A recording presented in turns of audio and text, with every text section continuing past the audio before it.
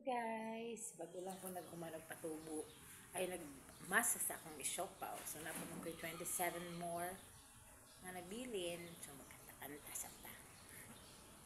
Halos lahat ay nagtatanong doon sa aming bayan, sa gitnang kanluran na aking pinagmulan. Sila'y nalilito, ba't daw ako nagkaganito? Kung ano ang dahilan, si Jesus ang nakakaalam.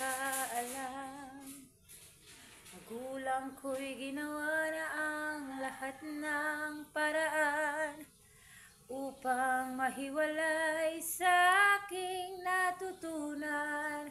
Subalit iniwan ko ang ibinigay na karangyaan. Kung ano ang dahilan, si Jesus ang nakakaalam. Biblia ang buhay na aking tinataglay.